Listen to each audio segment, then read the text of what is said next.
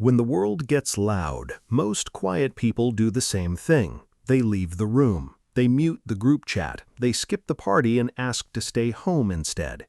Peace, to them, has always meant turning the volume down. So explain this. Take that same person, the one who flinches at a crowded restaurant, who needs 3 days to recover from a work conference, and put them on a motorcycle. 2 wheels, an engine roaring beneath them, wind tearing past a helmet at 70 miles an hour, no walls, no silence anywhere in sight.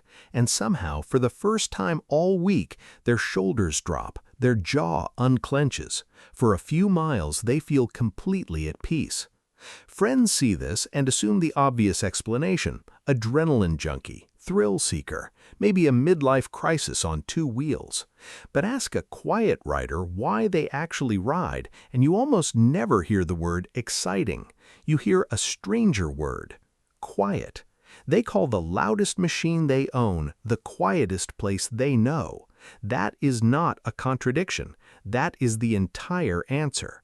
And by the end of this video, you'll understand exactly why it's true.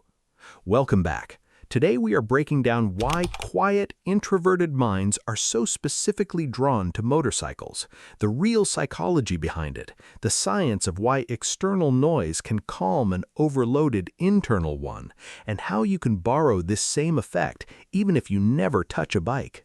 Let's get into it. Start with a piece of research most people have never heard of. In 2014, neuroscientist Ryuta Kawashima at Tohoku University, working alongside Yamala, studied riders who had taken a decade-long break from motorcycles. He put them back on bikes for 2 months and measured what happened inside their brains.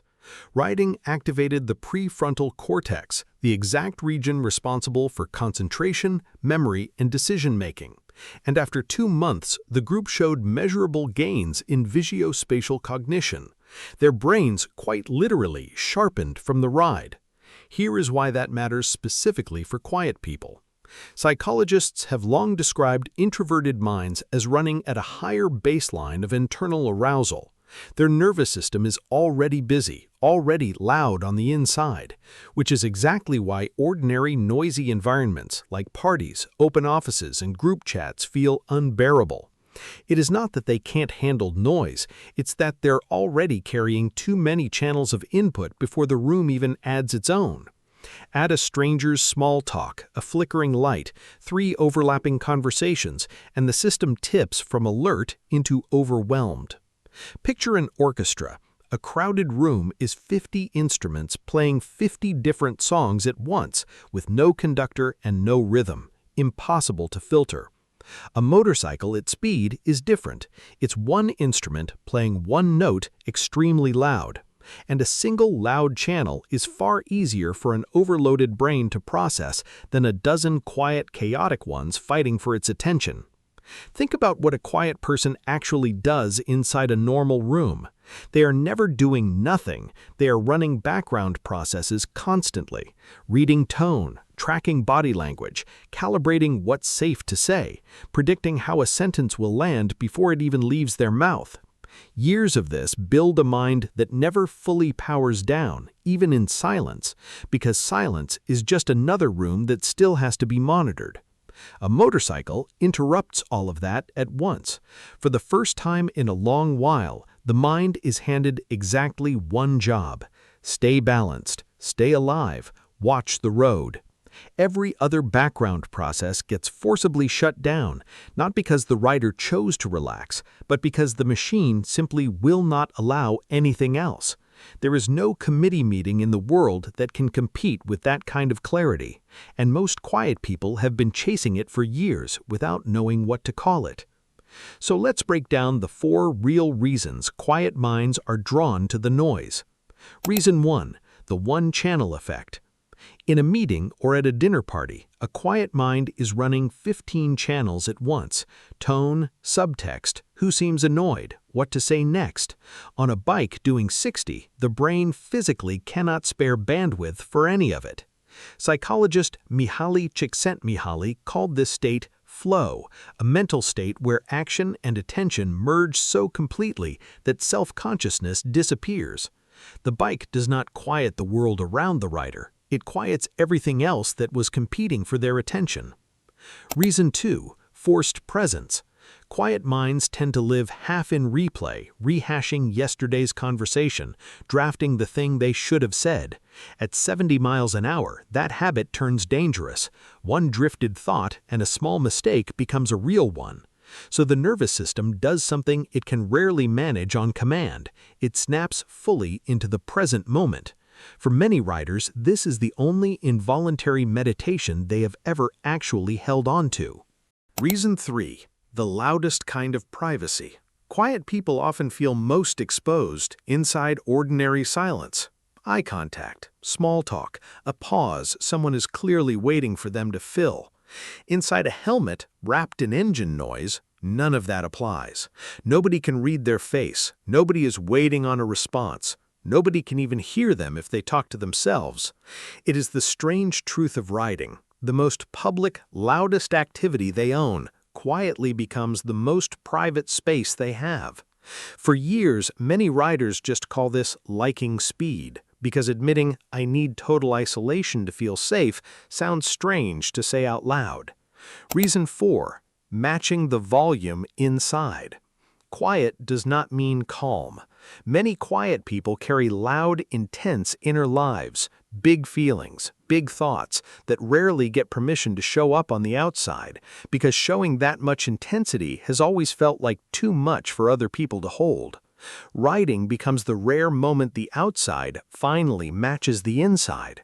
Psychologists describe this as seeking your optimal level of stimulation. For once, nothing has to be muted, dimmed, or shrunk down to a size that's comfortable for someone else in the room. Stack those 4 together and the whole picture flips. This was never about danger, and it was never about ego. A motorcycle is one of the only environments built to demand total focus on a single task, hide the face from judgment, and let internal intensity finally match external intensity, all at the same time. Broader research on flow states backs this up. High-focus, single-task activities are consistently linked to a quieting of the brain's mind-wandering activity, the same restless network responsible for rumination in the first place. The noise everyone assumed was an escape from their mind is, for a quiet rider, the only thing that actually gives their mind a rest. That's the paradox worth sitting with. The loudest hour of their week is often the calmest one their nervous system gets. This is exactly why the standard advice fails these minds. Just relax, sit in silence, try meditating. Stillness is not restful for a brain that treats silence as an open invitation to keep monitoring everything around it. Real quiet does not come from removing stimulation. It comes from something demanding enough to occupy all of it at once. So how do you use this, whether or not you ever buy a bike? Principle 1. Find your one-channel activity. It does not need an engine. Swimming, climbing, playing an instrument at speed, anything where a wrong move has an immediate physical consequence forces that same total presence a motorcycle does, because your body simply won't let your mind wander anywhere else. Principle 2. Stop apologizing for needing intensity to find calm. If quiet rooms do not quiet your mind, that is not a flaw to fix. It simply means your off switch was never going to be stillness. It was always going to be full absorption, and there is nothing broken about needing a bigger key to open that particular door.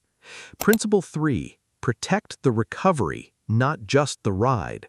The value was never the adrenaline, it's what's left afterward, the clearer head, the settled nervous system.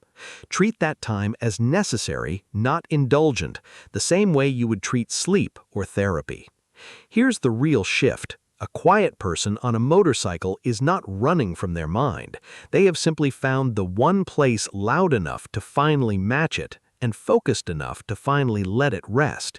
It's the same reason a heavy blanket calms an anxious body, or a loud storm can put a restless mind to sleep. Enough input aimed at exactly one place ends up feeling like nothing at all. The world outside gets loud, and for once in that exact moment, the world inside finally goes quiet. So tell me, is it a bike for you, or something else entirely that does this? Drop it in the comments. I read every one. If this explains something about yourself you never had the words for, hit like and subscribe, because we are just getting started decoding minds like yours. And if there is a quiet person in your life who rides, send them this video. They've probably never been able to explain why. Thanks for being here. See you in the next one.